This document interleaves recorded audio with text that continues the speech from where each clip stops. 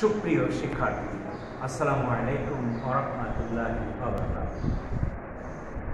অষ্টম শ্রেণীর বিজ্ঞানের শিক্ষার্থীদের অনলাইন ক্লাসে স্বাগত জানাচ্ছি নবকুমার ইনস্টিটিউশন ও ডক্টর শহীদুল্লাহ কলেজের পক্ষ থেকে। আমি MS সাইদ। আজকের বিষয় হচ্ছে প্রাণী জগতের শ্রেণীবিন্যাস, যেটা প্রথম অধ্যায়ে আমরা পাব। পৃথিবীতে অসংখ্য প্রাণী রয়েছে, বৈচিত্র্যময় প্রাণী রয়েছে, যাদের মধ্যে মিল অমিল লক্ষ্য করা যায়।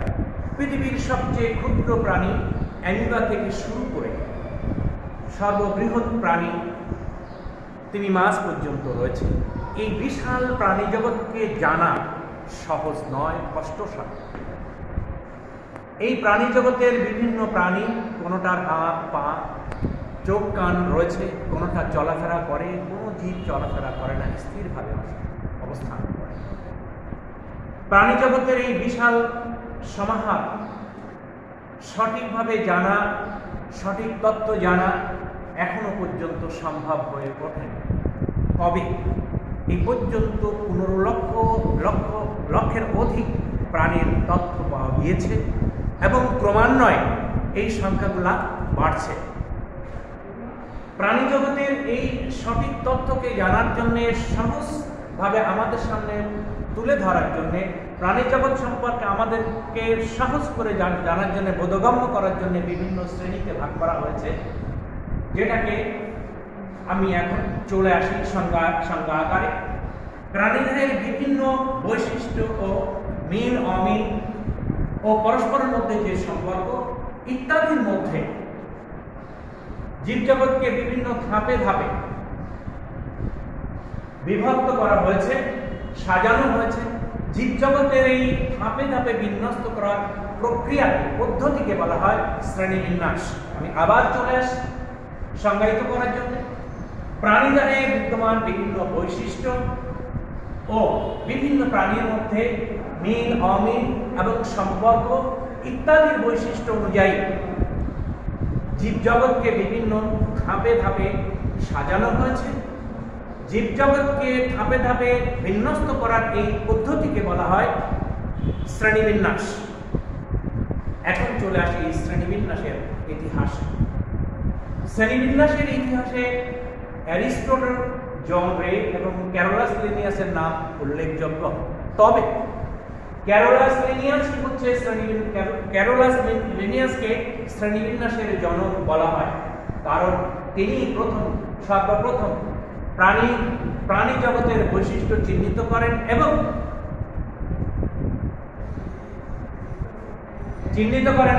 দ্বিপদ বা দুই অংশ বিশিষ্ট নামকরণ প্রথা প্রবর্তন করেন। এটি জীবের বৈজ্ঞানিক নাম বা যা দুই অংশ বা পদ বিশিষ্ট হয়, এই নামকরণকেই দ্বিপদ নামকরণ বা বৈজ্ঞানিক নামকরণ বলা হয়। আমি আবারও বলছি, ক্যারোলাস লিনিয়াস হচ্ছে শ্রেণীবিন্যাসের জনক। তিনি প্রথম প্রাণীর বৈশিষ্ট্য চিহ্নিত করেন এবং দ্বিপদ বা দুই অংশ বিশিষ্ট নামকরণ প্রথা প্রবর্তন করেন। এটি জীবের বৈজ্ঞানিক নাম বা দুই পদ বা দুই স্তর বিশিষ্ট হয়। এই নামকরণকে দ্বিপদ নামকরণ বা বৈজ্ঞানিক নামকরণ বলা হয়। এবার চলে আসি অমেরুদণ্ডী প্রাণীর শ্রেণীবিন্যাস। আধুনিক শ্রেণীবিন্যাসের সকল প্রাণী অ্যানিমেলিয়া জগতের অন্তর্ভুক্ত। এই অ্যানিমেলিয়া জগতের প্রাণীদের 9টি পর্বে বিভক্ত করা হয়েছে। এই 9টি পর্বের প্রথম 8টা হচ্ছে অমেরুদণ্ডী এবং শেষেরটি হচ্ছে মেরুদণ্ডী প্রাণী। এক নজরে আমরা দেখে নিই অ্যানিমেলিয়া জগতের শ্রেণীবিন্যাস। পর্বটা হচ্ছে porifera, cnidaria, platyhelminthes, nematoda, annelida, arthropoda, mollusca, echinodermata, chordata. এদের আবার উপপর্ব রয়েছে। উপপর্বগুলো হচ্ছে ইউরোকর্ডাটা, সেফালোকর্ডাটা, ভার্টিব্রাটা। এটার আবার শ্রেণী রয়েছে। শ্রেণীগুলো আমি একটু বলছি জেনে রাখার জন্য। সাইক্লোস্টোমাটা, কন্ডিকথিস, অস্টিকথিস, উপচর, সরীসৃপ, পক্ষীকুল, স্তন্যপায়ী, এইগুলা রয়েছে। এখন আমরা চলে আসি পর্ব 1 পরিফেরা। পরিফেরা পর্বের প্রাণীরা সাধারণভাবে স্পঞ্জ নামে পরিচিত। পৃথিবীর সর্বত্রই এদের দেখা যায়, তবে এদের অধিকাংশই প্রজাতি সামুদ্রিক। এরা দলবদ্ধভাবে চলাফেরা করে, দলবদ্ধভাবে থাকে। এদের বৈশিষ্ট্য হচ্ছে সরলতম বহুকোষী প্রাণী। এরা দেহপ্রাচীর অসংখ্য ছিদ্র থাকে। উদাহরণস্বরূপ আমরা বলতে পারি স্পঞ্জেরা, সাইফা ইত্যাদি। প্রিয় শিক্ষার্থীবৃন্দ, এখন আসি পর্ব 2, যা নিডারিয়া। এটি পূর্বে সিলিন্ড্রেটা নামে পরিচিত ছিল। এই পর্বের প্রাণীদের স্বভাব এবং বাসস্থান সম্পর্কে এখন আমরা বলছি। পৃথিবীর প্রায় সকল অঞ্চলে এদের দেখা যায়। এদের অধিকাংশ প্রজাতি সামুদ্রিক, তবে কখনো কখনো খাল, বিল, নদী, নালা এবং ঝর্ণাতেও এদের দেখা যায়। এরা এই পর্বের প্রাণীরা বিভিন্ন বৈচিত্র্য, বর্ণ এবং বিভিন্ন আকার আকৃতির হয়ে থাকে। এরা সাধারণত পানিতে ভাসমান কোনো বস্তুর সঙ্গে নিজেদের দেহ আটকে রেখে মুক্তভাবে সাঁতার কেটে বেড়ায়। এদের বৈশিষ্ট্য: দেহ দুই ঘূর্ণনীয় কোষ স্তর দ্বারা গঠিত। দেহের বাহিরের স্তর এক্টোডার্ম এবং ভিতরের স্তর এন্ডোডার্ম। 2 নম্বর বৈশিষ্ট্য হচ্ছে দেহগহ্বরকে সিলিন্ডারন বলে। এটা একাধারে পরিপাক ও সংবহনে কাজ করে। আমি আবারও বলছি, বৈশিষ্ট্য: দেহ 2 ঘূর্ণনীয় কোষ স্তর দ্বারা গঠিত। দেহের বাহিরের স্তর এক্টোডার্ম এবং ভিতরের স্তর এন্ডোডার্ম। বৈশিষ্ট্য 2, দেহগহ্বরকে সিলিন্ডারন বলে। এটা একাধারে পরিপাক ও সংবহনে অংশ নেয়।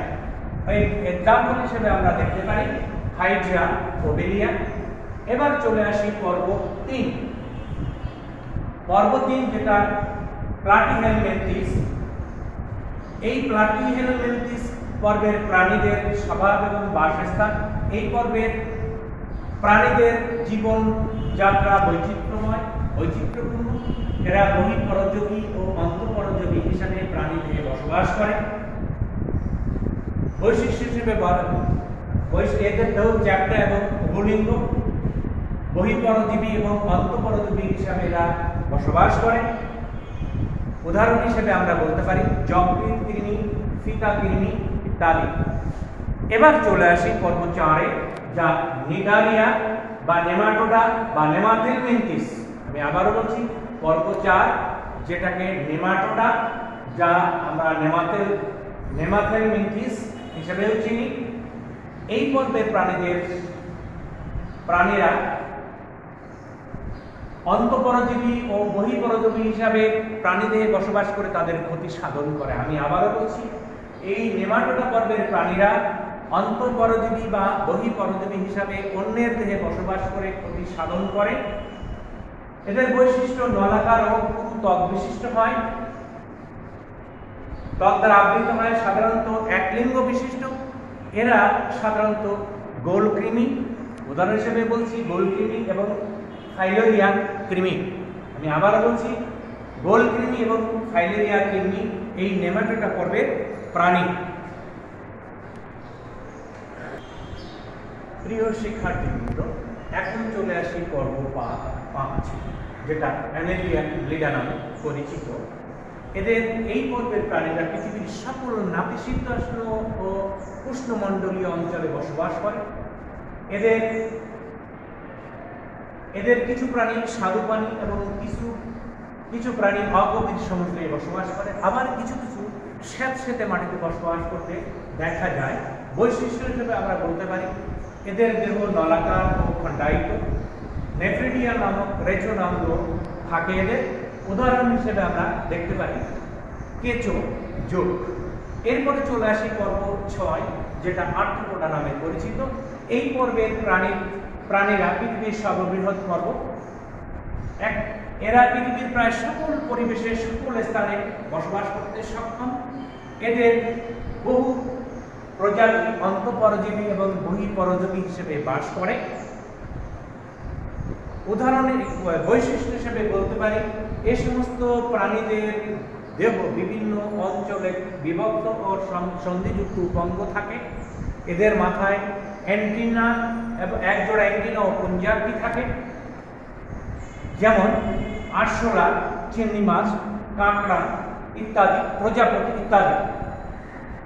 এবার চলে আসি পর্ব 7, যেটা মলাস্কা হিসেবে আমরা জানি।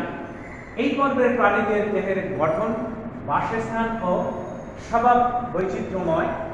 এরা পৃথিবীর প্রায় সকল পরিবেশে বসবাস করতে দেখা যায়, তবে সাগর মহাসাগরের সকল স্তরে এদেরকে বেশি দেখা যায়।